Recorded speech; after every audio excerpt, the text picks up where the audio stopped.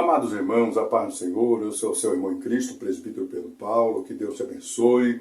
Hoje eu trago uma palavra de Deus que tem por base, Deus criou tudo com um propósito, que está em Gênesis capítulo 1, versículo 1 ao versículo de número 31. Diz assim a palavra de Deus: no princípio, versículo 1, acompanha comigo aí você que está em casa. No princípio criou Deus os céus e a terra, que está em Gênesis capítulo 1, versículo de número 1. Essas são talvez as palavras mais poderosas de toda a Bíblia. Em apenas uma frase, Deus se revela como a origem de tudo, o princípio, o Criador, o autor da vida. Antes do tempo, antes da matéria, antes da luz, só havia Deus. E quando Deus falou, tudo começou a existir. Oh, glórias a Deus! Gênesis capítulo 1 não é apenas um relato histórico da criação, é uma declaração teológica profunda. Tudo que existe tem um propósito, uma ordem e uma origem divina. Vivemos em um tempo onde muitos tentam viver sem propósito, sem direção, sem reconhecer o Criador. Mas esse texto nos traz de volta a base da fé. Tudo começa em Deus. Tudo existe por causa de Deus e tudo volta para Deus. Oh, aleluia! Primeiro, do versículo 1 ao versículo 5, como eu sempre faço, Deus traz ordem ao caos. A terra, porém, estava sem forma e vazia. Havia trevas sobre a face do abismo e o Espírito de Deus se movia sobre a face das águas. Isso é o versículo 2. O texto descreve a terra sem forma, vazia e em trevas, um cenário caótico, sem direção, mas algo poderoso acontece. O Espírito de Deus se move. Eita, glória a Deus! Eu lembrei até de um hino que a gente cantava: se o Espírito de Deus se move em mim, eu luto como Davi. A primeira lição que eu posso tirar desse texto, onde o Espírito de Deus se move, o caos começa a ser transformado em ordem. Em seguida, Deus fala: haja luz. E houve luz. Versículo de número 3. Essa é a primeira palavra criadora. Deus não precisa de instrumentos, nem de ferramentas, apenas de sua voz. Ele só foi falando. A segunda lição que eu tiro desse texto: a palavra de Deus é suficiente para transformar qualquer escuridão em luz. O que significa isso para nós hoje? Há momentos em que nossa vida parece sem forma, vazia, relacionamentos desfeitos, ministérios confusos, corações em trevas, alma cansada. Mas quando Deus fala, a luz volta a brilhar. Ele separa a luz das trevas, o dia da noite, e começa a organizar a vida. O mesmo Deus que colocou ordem no caos da criação, quer colocar ordem no caos do seu coração. Recebe aí, irmão, em nome de Jesus. O Espírito ainda se move e a palavra ainda tem poder. Nos dias seguintes, Deus continua criando. Versículo 6 ao versículo 8. Separa as águas. Do versículo 9 ao versículo 10. Forma a terra e os mares. Do versículo 11 ao versículo 13. Cria a vegetação. Do versículo 14 ao versículo 19, estabelece os luminares, as estrelas, o sol, a lua. Do versículo 20 ao versículo 25, cria os peixes, os animais, as aves. Cada detalhe foi planejado com ordem, função e beleza. Deus não criou nada por acaso. Cada parte da criação, meu irmão, cumpre um papel específico na harmonia do todo. A primeira lição que eu tiro desse texto: a criação é um reflexo da mente sábia e ordenada de Deus. Nada é acidental. Desde o movimento das estrelas até o canto dos pássaros, tudo aponta para o Criador. Se Deus colocou propósito em cada flor, em cada astro, em cada criatura, quanto mais propósito ele tem para a sua vida. Você não está aqui por acaso. Há um plano divino por trás da existência. Você foi pensado, sonhado e formado com intenção.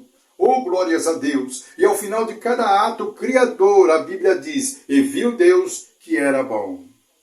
A terceira lição que eu tiro desse texto: tudo que Deus faz é bom, mesmo quando ainda não entendemos o processo. Às vezes Deus está criando algo em nós, mas ainda estamos no dia 2. Ainda há água por separar, ainda há confusão, mas confie, quando o processo terminar, vai ser bom. Não pare no meio da criação que Deus está fazendo na sua vida. O que parece sem sentido, amanhã se revelará como parte do propósito divino. Do versículo 26 ao versículo 31, Deus nos criou a sua imagem para governar com Ele. Deixa eu te falar, meu irmão, o ápice da criação chega no certo dia. Depois de tudo estar pronto, Deus diz: façamos o homem à nossa imagem, conforme a nossa semelhança, e domine sobre os peixes do mar, e sobre as aves do céu, e sobre o gado, e sobre toda a terra. Está no versículo 26. Até aqui, Deus apenas disse: haja. Mas agora ele diz: façamos. Indicando um ato pessoal, relacional e intencional.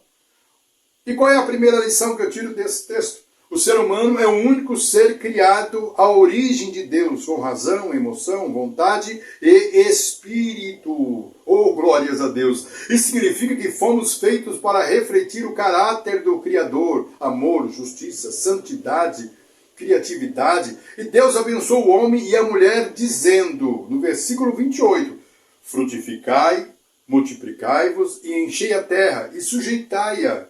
Qual é a lição que eu tiro desse texto? A segunda lição. Fomos criados não apenas para existir, mas para governar e frutificar. A segunda lição que eu tiro desse texto. Fomos criados não apenas para existir, mas para governar e frutificar. Deus não nos criou para o medo, a passividade ou a confusão, mas para exercer domínio santo, inspirado no seu caráter. O homem é o ponto de ligação entre o céu e a terra, criado do pó, mas com o sopro divino.